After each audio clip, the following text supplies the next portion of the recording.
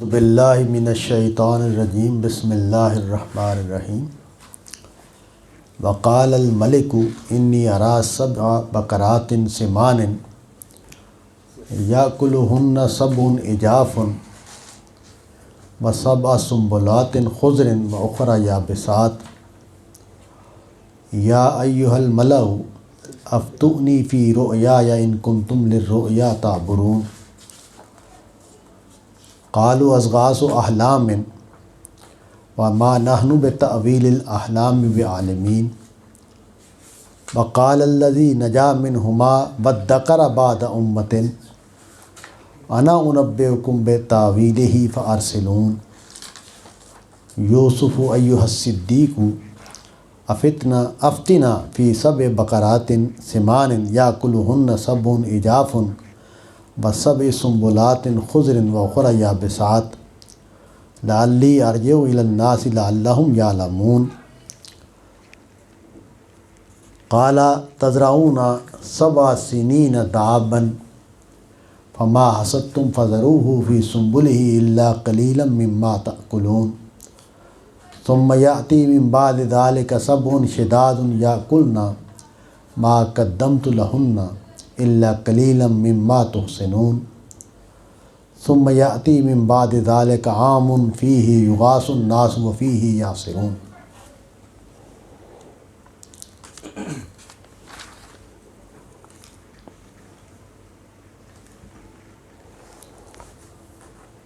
حضرت یوسف کے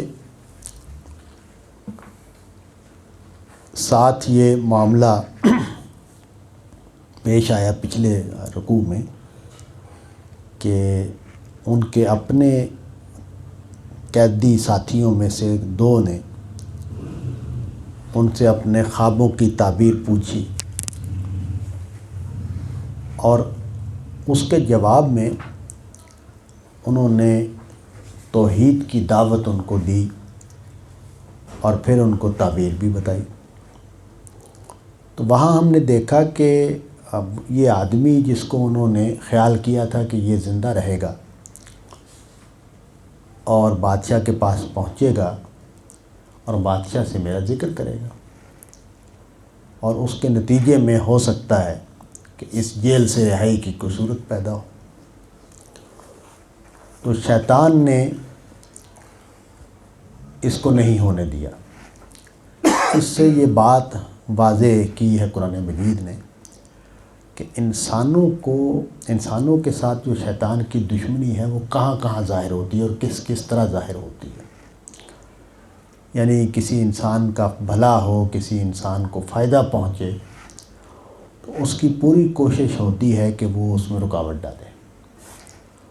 اب ظاہر ہے اللہ تعالیٰ کا اپنا نظام ہے، تو جہاں اللہ تعالیٰ یہ چاہتے ہیں کہ وہ شیطان کے حملوں کو روک کر کسی انسان کی بھلائی اگر ہونی ہے اور ضروری ہے کہ وہ ہو تو وہ اس کا بندوبست ہو جاتا ہے۔ اللہ تعالیٰ اس میں رکاوٹ ڈال دیتے اور جہاں چاہتے ہیں نہیں ڈالتے۔ تو معلوم یہ ہوا کہ اس معاملے میں اللہ تعالیٰ نے رکاوٹ نہیں ڈالی، یعنی اس بندے کو یاد دلانے کا کام جو اللہ تعالیٰ کر سکتے ہیں کرتے، اگر ان کی رضا ہوتی تو وہ کر ڈالتے۔ اس کا مطلب یہ ہے کہ اس کا ابھی انتظار کرنا تھا کہ صورتحال وہاں پہنچے کہ جہاں حضرت یوسف جب آزاد ہوں تو ان کی حیثیت مختلف ہو، اور یہ خدا کی طرف سے ایک نئی مداخلت ہوئی ہے کہ بادشاہ کو ایک خواب دکھایا گیا ہے اور خواب مستقبل کے بارے میں دکھایا گیا ہے، اور جو مستقبل اس خواب میں بیان ہوا ہے جس کی تعبیر حضرت یوسف نے کی ہے، اس کو دیکھتے ہوئے یہ بالکل واضح ہوتا ہے کہ اللہ ہی نے یہ پروگرام بنایا، کہ فیصلہ کیا کہ اب یوسف کو وہ مقام دلانا ہے کہ جو غیر معمولی ہو، بادشاہ ہی کی حیثیت کا بیش حاصل ہو جائے، اور اس کے لیے جو معاشی بحران چاہیے وہ پیدا کیا جائے۔ معاشی بحران پیدا کر کے ایک آدمی کو نمایاں کیا جائے کہ یہ اس بحران پر قابو پا سکتا ہے، اس کو حل کر سکتا ہے، اور اس کو وہ حیثیت اور جگہ ملے کہ جو اس کے شائن شان ہے۔ اور مقصود کیا ہے؟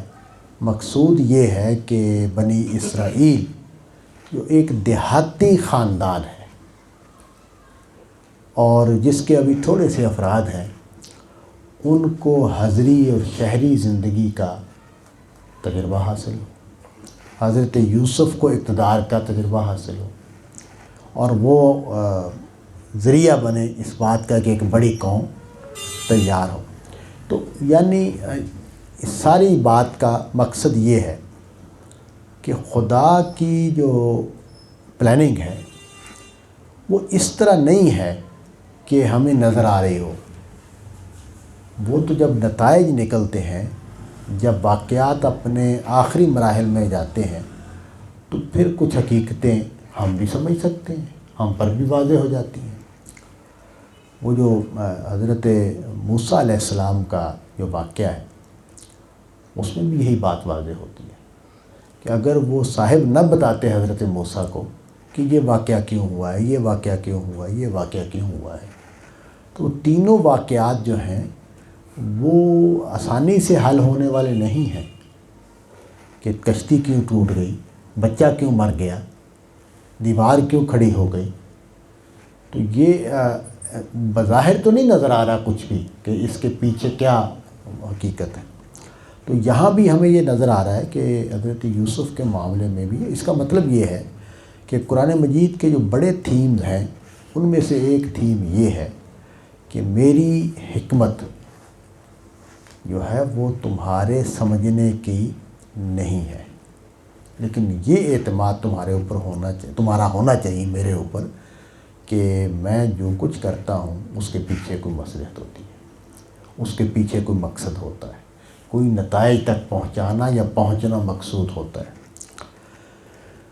اور اس کے نتیجے میں، اور آپ دیکھیں کہ کوئی بھی شخص ہو وہ اپنی زندگی کا مطالعہ کرے تو 99% واقعات اس کی پلاننگ نہیں ہوتے، وہ اس کو پہنچایا گیا ہے، اس کو روکا گیا ہے، اس کو ہٹایا گیا ہے، اس کو دکھایا گیا ہے، یہی صحیح تو تعبیر اس کی ہو سکتی ہے۔ یہ بات کہ بھی میں نے یہ کیا، میں نے یہ کیا، میں نے یہ کیا، یہ کہانیاں تو ہم سنا سکتے ہیں، لیکن ایکچولی میں دیانتداری سے اپنی زندگی کا جائزہ لوں تو بہت ساری چیزیں ہیں کہ جو میں نے نہیں کی۔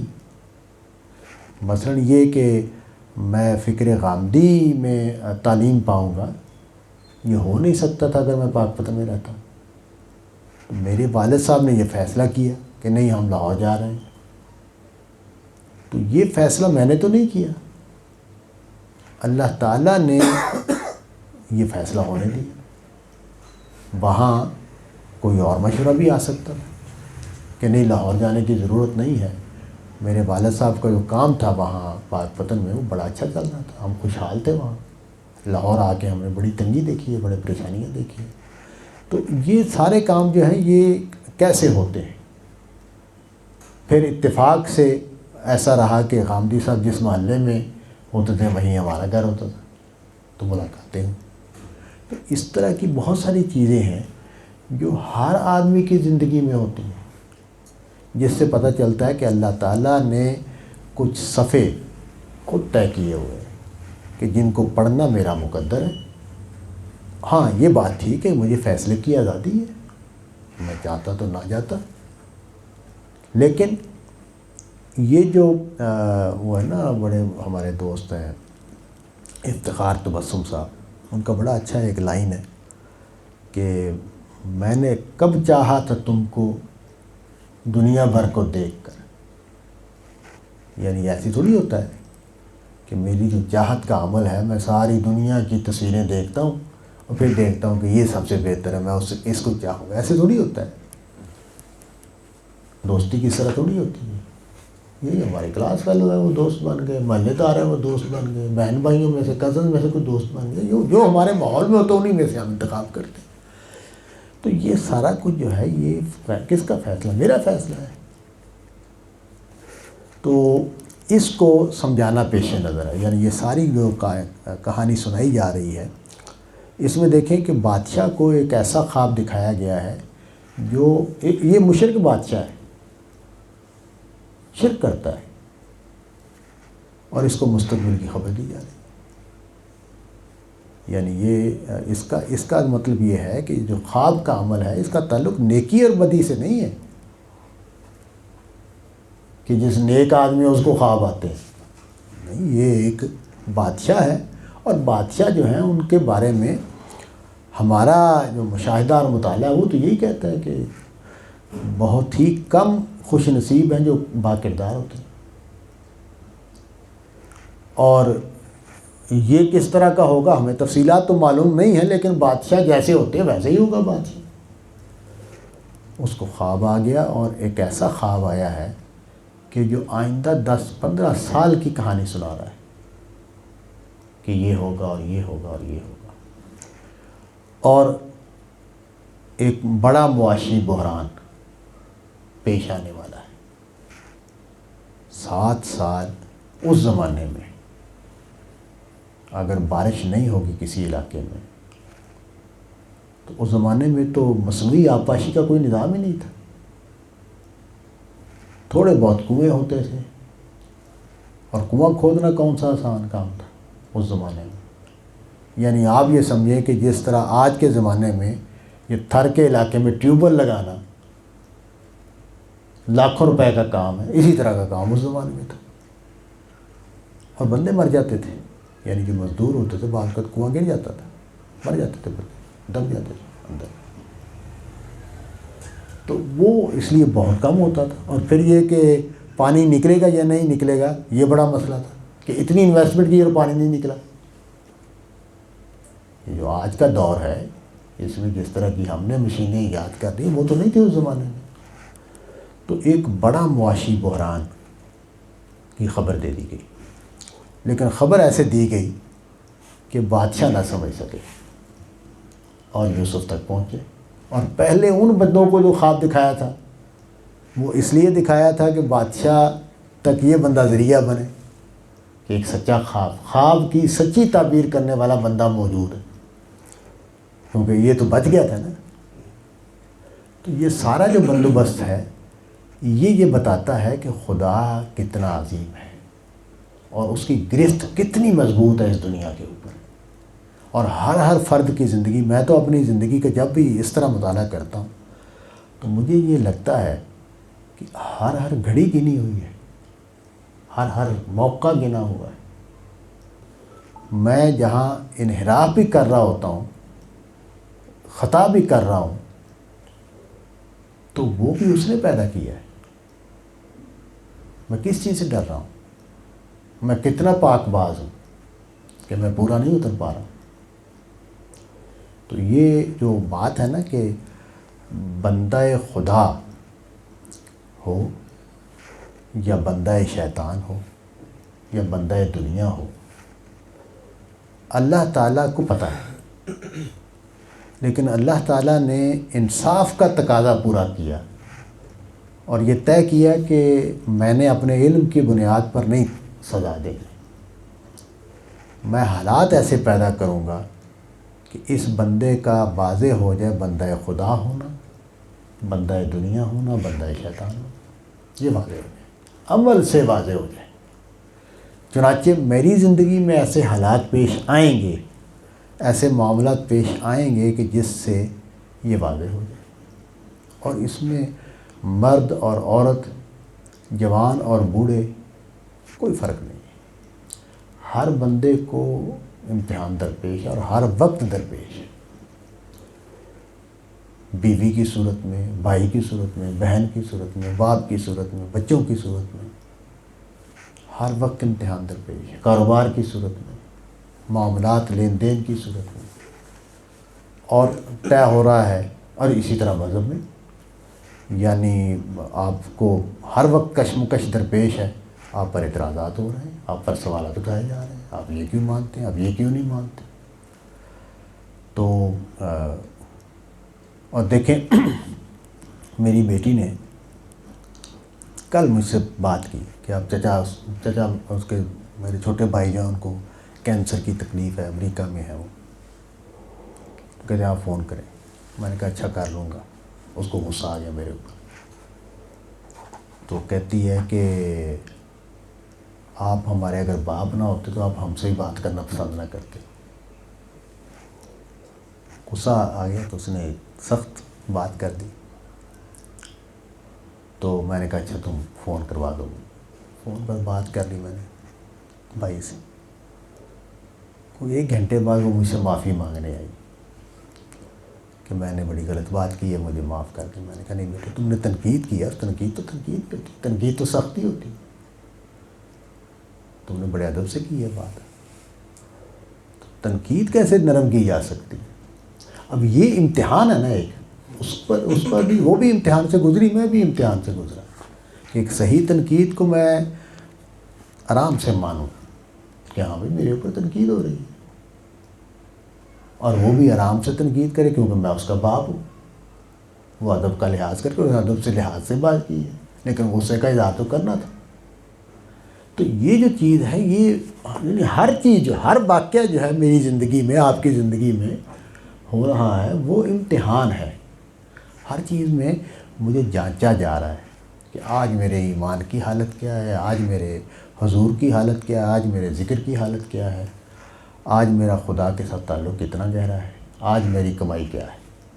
ہر روز کو حساب کر کے بند کیا جا رہا ہے کہ آج میں نے 10 روپے کمائے ہیں, کل 15 روپے کمائے ہیں, آج میں نقصان میں گیا ہوں, گھاٹے میں گیا ہوں, میں نے اتنا جرم کر ڈالا ہے کہ آج کی نمازیں بھی گئیں, آج کی روزے بھی گئے, سب کچھ گیا.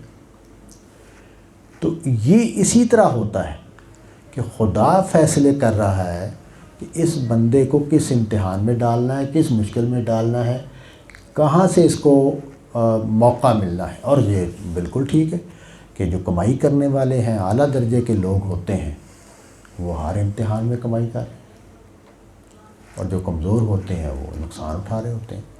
تو آج ہی بائبل کا, انجیل کا ایک پیغام پیرا پڑھ رہا تھا میں وہاں, بڑا اچھا حضرت مسیح نے بیان کیا کہ بیج پڑتا ہے تو کچھ جگہیں ایسی ہوتی ہیں کہ جہاں 30 دانے لگتے ہیں, کچھ 100 دانے لگتے ہیں, کچھ جگہ ایسی ہوتی ہیں جہاں 20 دانے لگتے ہیں. تو یہ بات ٹھیک ہے, یعنی ہر موقع جو ہے وہ برابر نہیں ہے. میں ہر بار ایک ہی سطح کا رسپانس نہیں دے پاتا.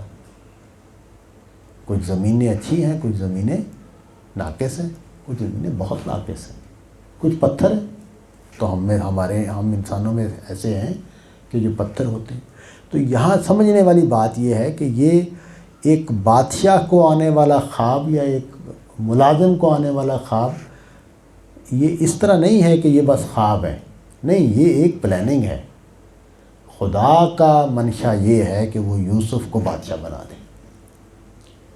اور اس کے لیے اتنی بڑی پلاننگ ہوئی ہے کہ ایک ملک کے اوپر 7 سال کے لیے قحط ڈالنے کا فیصلہ کر لیا گیا, تاکہ ایک آدمی جو ہے اس کو وہ حیثیت حاصل ہو سکے کہ پورا ملک اس پر اعتماد کرے کہ یہ آدمی جس نے کرائسس سے ہمیں نکالا ہے. تو یہ دیکھیں نا, یہ اس کے پیش نظر کیا, بظاہر تو قحط آ گیا ہے, 7 سال بارش نہیں ہونی, لیکن خدا کا منشا کیا ہے وہ اور اس کی حکمت. اور اس میں ایک پہلو تو یہ ہے حضرت یوسف کا, اور کتنے لوگ آزمائے گئے, کتنے لوگوں نے وہاں ذخیرہ اندوزی کی ہوگی, کتنے لوگوں نے وہاں جھوٹ بولا ہوگا, کتنے لوگوں نے دھوکے اور فراڈ کیے ہوں گے, کتنے لوگوں نے لوٹ مار کی ہوگی, وہ الگ کہانی ہے. یعنی ایک واقعہ جو ہے اس کے اتنے پہلو ہیں کہ ساری چیزوں کا احاطہ. یہاں تو ایک رخ سے بات ہو رہی ہے نا, حضرت یوسف کے رخ سے بات ہو رہی ہے. خواب جو بادشاہ کا ہے وہ بڑا دلچسپ ہے کہ 7 صحت مند گائے 7 کمزور گایوں کو کھا رہی ہیں, اور نہیں 7 صحت مند گایوں کو 7 کمزور گایاں کھا رہی ہیں. اب یہ جو بات ہے یہ اس کا کیا مطلب ہے؟ یعنی بادشاہ کے لیے صحیح معنوں میں حیرانی کی بات ہے. یعنی کیا مطلب ہے اس بات کا؟ 7 کا عدد, کمزور گائیاں جو صحت مند گایوں کو کھا رہی ہیں. ایک تو یہ, اور اسی طرح اس نے دیکھا کہ 7 جو سٹے ہیں وہ خشک ہیں اور 7 جو ہیں وہ ہرے بھرے ہیں. تو خواب کی تعبیر چونکہ ہمیں معلوم ہے، حضرت یوسف نے جو تعبیر اس کی بتائی، تو ہمارے لیے بڑی واضح ہے بات کہ یار یہ تو بڑی واضح نشانیاں ہیں، واضح علامتیں ہیں جو دکھائی گئی ہیں. لیکن جس کو نہیں پتہ کہ کل کیا ہونے والا ہے، اس کے لیے یہ واقعی پہیلی ہے، حقیقی پہیلی ہے. اور اس کے دیکھیں، اس کے جو سردار ہیں، اس نے اپنے درباریوں سے کہا کہ میرے خواب کے بارے میں مجھے رائے دو. اگر تم خواب کی تعبیر کر لیتے ہو، تو اب یہ جو اس نے ظاہر ہے بادشاہی نظام میں تو ایسے ہی ہوتا ہے کہ بادشاہی نظام جو ہے وہ مختلف چھوٹے چھوٹے بڑے سرداروں پر مشتمل ہوتا ہے، اور وہی سردار یا ان کے نمائندے دربار میں موجود ہوتے ہیں. تو ان کے سامنے اس نے پیش گویا دربار لگا، دربار میں آ کے اس نے اپنا خواب سنایا اور ان سے کہا کہ بتاؤ. انہوں نے جو تبصرہ کیا ہے وہ کہتے ہیں قالوا اضغاث احلام، یہ تو پریشان خواب ہیں، جس کو اب ہم ذرا پڑھی لکھی زبان میں بات کرتے ہیں اور سادہ زبان میں کہہ دیا کہ جناب یہ آپ کے معدے کی خرابی کا نتیجہ ہے اور کچھ بھی نہیں ہے. یعنی جیسے ہم مختلف خیالات ہمارے ذہن میں آتے رہتے ہیں تو خواب بنتے رہتے ہیں، تو اسی طرح کا خاص خواب ہے یہ. اس کی کوئی یعنی ان کو کوئی معنی نظر نہیں آئے. یہ اضغاث و احلام کا تبصرہ ہے، اس کا مطلب یہ ہے کہ یہ ایسے ہی ہیں ٹوٹی پھوٹی باتیں. 7 پتلی گائیاں ہیں اور کمزور گائیاں ہیں، 7 موٹی گائیوں کو کھا رہے ہیں، اور 7 ہرے خوشے ہیں اور 7 جو خشک خوشے ہیں. وہ ایسے ہی ہے پریشان خیالی. بچے کو ڈراؤنا خواب آئے تو ہم کہتے ہیں بچے کوئی مسئلہ ہوا ہوگا، بچے میں تو سوچتے رہتے ہیں بچے تو ڈر گئے ہیں خواب. اسی طرح کی تبصرہ کر دیا انہوں نے. پھر انہوں نے کہا کہ وما نحن بتاویل الاحلام بعالمین، بھائی یہ جو خواب ہیں ان کی حقیقت کو ہم نہیں جانتے، خوابوں کا مطلب کیا ہوتا ہے ہمیں نہیں پتہ.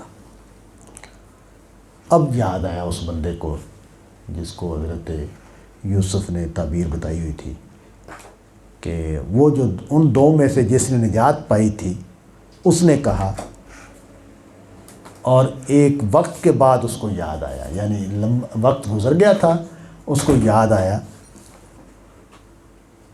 اس نے کہا میں تمہیں بتاتا ہوں کہ اس خواب کا مطلب کیا ہے، مجھے بھیجو، تم سب مجھے بھیجو. تو قرآن مجید نے تفصیل نہیں کی، ممکن ہے اس نے پوری بات بتائی ہو کہ بھئی ہم جیل میں تھے اور یہ ہمیں خواب آیا تھا اور ہم نے یوسف سے پوچھا تھا. تو قرآن مجید نے صرف اتنا کہا کہ اس کو یاد آ گیا اور اس نے کہا کہ میں بتاتا ہوں اس کی حقیقت کیا ہے، اور تم لوگ مجھے جانے دو، وہاں بھیج دو مجھے. ظاہر ہے وہ جیل میں تو نہیں جا سکتا تھا بادشاہ کی اجازت کے بغیر، تو بادشاہ اس کو بھیجے گا تو وہ جائے گا، جا کے بتائے گا. لہٰذا بادشاہ نے حکم دیا کہ جاؤ. اس نے جا کے جیل میں کہا کہ یوسف اے میرے دوست، ہمیں رائے دو 7 موٹی گایوں کے بارے میں جن کو 7 کمزور گائیں کھا رہی ہوں، اور 7 ہرے خوشوں اور 7 خشک خوشوں کے بارے میں، تاکہ میں لوگوں کے پاس واپس جاؤں اور ان کو معلوم ہو کہ اس کا مطلب کیا ہے. تو یہ جو یعنی ان کا اطمینان ہے اس بندے کا کہ بھئی یہ بندہ جو ہے نا یہ صحیح بات بتائے گا، اور اس نے پورے اعتماد کے ساتھ آگے کہا کہ تم مجھے بتا دو تاکہ میں لوگوں کو جا کے بتاؤں، ان کو پتہ چل جائے کہ بھئی اس کا مطلب کیا ہے. قال تزرعون 7 سنین دابا، تو انہوں نے کہا کہ 7 سال تم کاشتکاری کرو. فما حصدتم فذروہ فی سنبلہ، اس زمانے میں جو بھی فصل کاٹو اس کو اپنے خوشوں ہی میں محفوظ کر لو۔ گندم جو ہے، اناج جو ہے، اس کا پرابلم یہ ہوتا ہے کہ جب اس کو ذخیرہ کیا جاتا ہے تو اس کو چوہے اور کیڑے کھا لیتے ہیں، تو جو اللہ تعالیٰ نے اس کے اوپر کور چڑھایا ہوا ہے وہ اس کی حفاظت کرتا ہے۔ تو حضرت یوسف نے یہ ان کو مشورہ دیا کہ تم لوگ 7 سال جو کچھ کاشت کرو گے اس کو اس کے خوشے ہی میں ذخیرہ کرو، یعنی اس کو دانے نہ بناؤ اس کے، سوائے اس کے کہ جس کو تم نے کھانا ہو، یعنی وہی حصہ نکال کے جو کھانے میں استعمال ہونا ہے اس کے دانے بنائے جائے، باقی اسی طرح ذخیرہ کر دیا جائے۔ اس کے بعد 7 سال آئیں گے جس میں بہت سختی ہوگی، قحط ہوگا، اور اس میں تم وہ کھاؤ گے جو پچھلا سنبھالا ہوا ہے، جس کو تم بچا کے رکھو گے وہ تم اس میں کھاؤ گے۔ اس کے بعد پھر 1 سال آئے گا جس میں بہت بارش ہوگی اور لوگ اس میں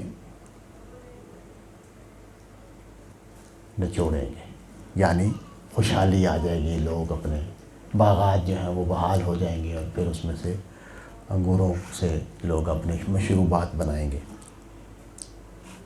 اب ظاہرہ انہوں نے پورا جو آگے واقعات پیش آنے تھے جس کی خبر بادشاہ کو دی گئی تھی، تو اس میں یہ بات جو ہے وہ ہمیں جو سمجھنی چاہیے وہ یہ کہ خواب خدا دکھاتا ہے اور اس کے ساتھ نیک اور بد کی کوئی شرط نہیں۔ اس طرح کے خواب کسی کو بھی دکھائے جا سکتے ہیں، اور اللہ تعالیٰ اپنی حکمتوں کے تحت بڑی بڑی خبریں بھی دیتا ہے، دے سکتا ہے۔ تو حضور نے ختم نبوت کو واضح کرتے ہوئے یہ بیان کر دیا کہ خواب ایسی چیز ہے جو باقی رہے گی۔ تو بہرحال اس پر میں اس کو ختم کرتا ہوں کہ اصل میں اللہ تعالیٰ نے جو فیصلہ کیا ہوا یوسف علیہ السلام کے بارے میں، یہ اسی کے ساری تیاری ہے اور اسی کے لحاظ سے یہ سارے واقعات ہو رہے ہیں۔ وآخر دعوانا الحمدللہ رب العالمین۔